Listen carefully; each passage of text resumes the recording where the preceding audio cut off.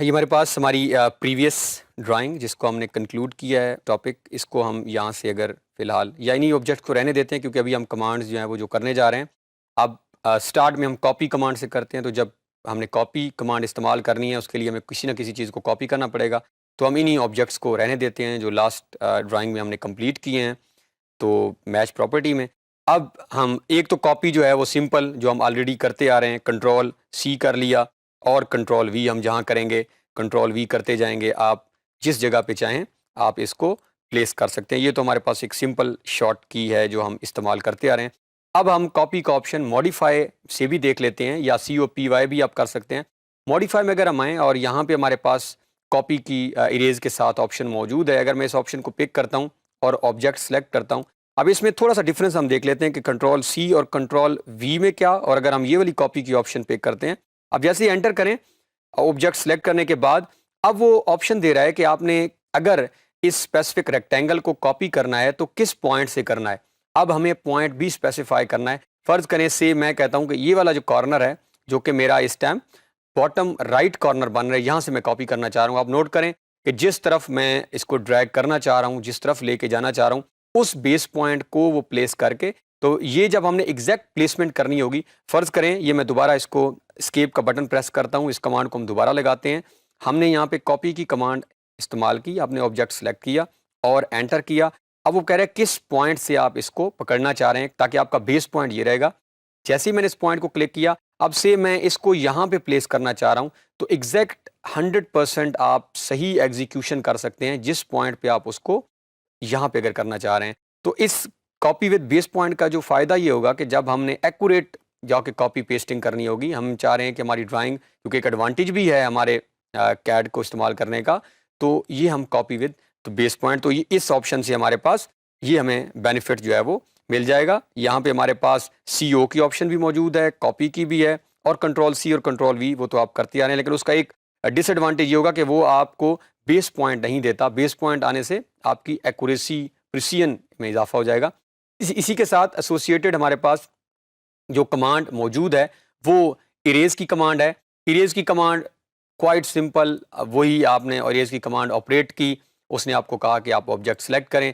जैसे ही आप object select करते हैं, आप नोट करें उसका कलर भी चेंज हो चुका है और वो थोड़ा सा फेड हो गया है, जिस तरह ट्रांसपेरेंसी के वक्त हमने देखा। ऑब्जेक्ट सेलेक्ट है, आप एंटर करें तो वो ऑब्जेक्ट आपका स्क्रीन से डिलीट हो जाएगा। इसके लिए आप इरेज कमांड इधर से भी लगा सकते हैं, ER एंटर करके भी दे सकते हैं।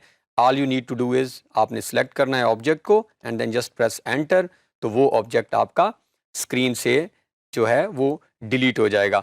अब तीसरी हमारे पास और बहुत इंपॉर्टेंट कमांड जो है वो मूव की कमांड है। मूव की कमांड हम आगे जाके प्रोजेक्ट के अंदर डेफिनेटली दरवाजे और खिड़कियां लगाते वक्त हम इस कमांड को इस्तेमाल भी करेंगे। मूव की कमांड में आपने सिंपली ये, अगर मूव को मैं यहाँ पे पिक करता हूँ, आप दो ऑप्शन है आपके पास, आप मॉडिफाई कमांड में से भी जाके पिक कर सकते हैं, या सिंपल M एंटर अगर आप करें तो भी मूव है। मूव में भी सेम, आप ऑब्जेक्ट को सिलेक्ट कर लें, उसके बाद उसे एंटर करें। अब वो आपसे पूछेगा कि आप किस पॉइंट से इसको मूव कराना चाह रहे हैं, आप बेस पॉइंट स्पेसिफाई करें। अब कॉपी जो हमारी जो है वो इसका फर्क नजर आया। अब लास्ट जो है हम कमांड ऑपरेट करते हैं। फर्ज करें, अच्छा एक कमांड, इनको आपने एक और चीज़ जो याद रखनी है, ऑटोकैड में दो तरीके होते हैं किसी भी कमांड को एग्जीक्यूट करने के। एक तो ये है कि आप पहले कमांड सेलेक्ट करें, उसमें के बाद ऑब्जेक्ट सेलेक्ट कर लें। फर्ज करें कोई भी कमांड है, यही हमसे कॉपी है, आप ऑब्जेक्ट सेलेक्ट करें और फिर एंटर करें और फिर आप कमांड को जो आगे जहां पे रखना चाह रहे हैं। दूसरा ऑप्शन क्या है कि आप पहले ऑब्जेक्ट सेलेक्ट कर लें और इसके बाद जाके कमांड सेलेक्ट करें।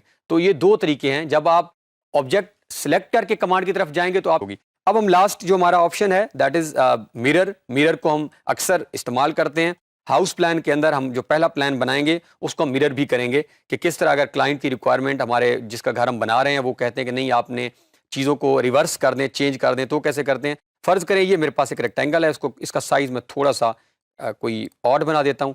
ये इससे कोई भी मेरे पास ऑब्जेक्ट है।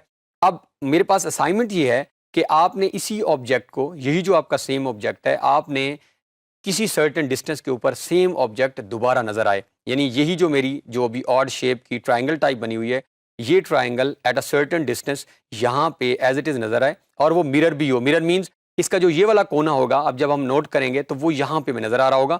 अब मैं क्या करता हूँ, इसके लिए हम एक लाइन, बेस लाइन का होना बहुत ज़रूरी होता है, जिसको हम बेस बना के इसको से ये मेरे पास जो है वो आर्थो ऑन कर लेते हैं हम। ये मेरे पास एक लाइन है। अब मिरर के लिए आपके पास अगेन ऑप्शन मौजूद हैं, आप मॉडिफाई में से पिक कर लें या आप MI एंटर मिरर, सेम पहला ऑप्शन सिलेक्ट ऑब्जेक्ट, मैंने ऑब्जेक्ट सेलेक्ट किया, एंटर कर दिया। एंटर करने के बाद अब वो मुझसे सवाल कर रहा है कि specify first point of the mirror line, कि अब आप वो पॉइंट स्पेसिफाई करें जिस लाइन, अब ये हमने मिरर की बेस लाइन बनाई है, फर्ज करें मैं ये वाला पहला देता हूं और ये पॉइंट मैं दूसरा देता हूं।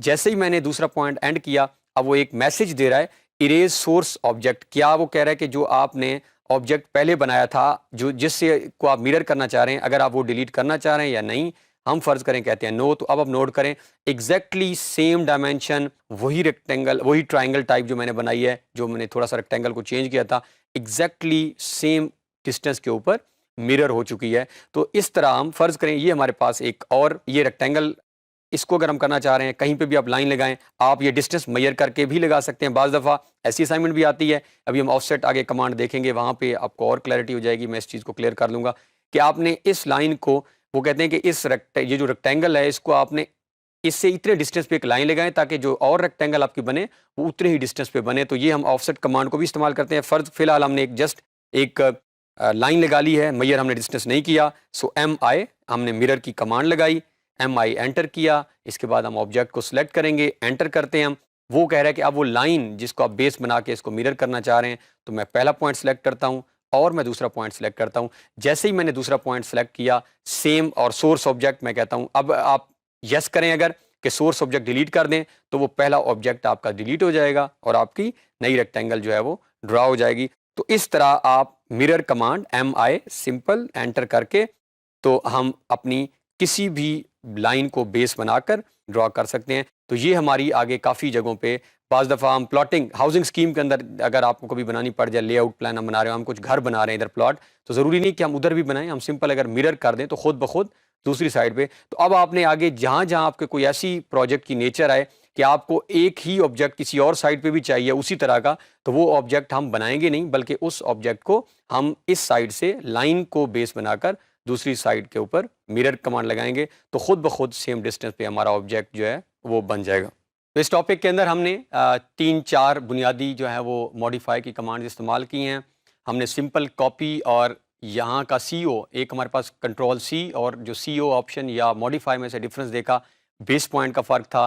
फिर हमने उसके साथ जो है एसोसिएटेड मूव की कमांड देखी, हमने ऑब्जेक्ट को मूव किया तो वो ऑब्जेक्ट मूव हो गया लेकिन सोर्स में कोई ऑब्जेक्ट हमारा नहीं रहा।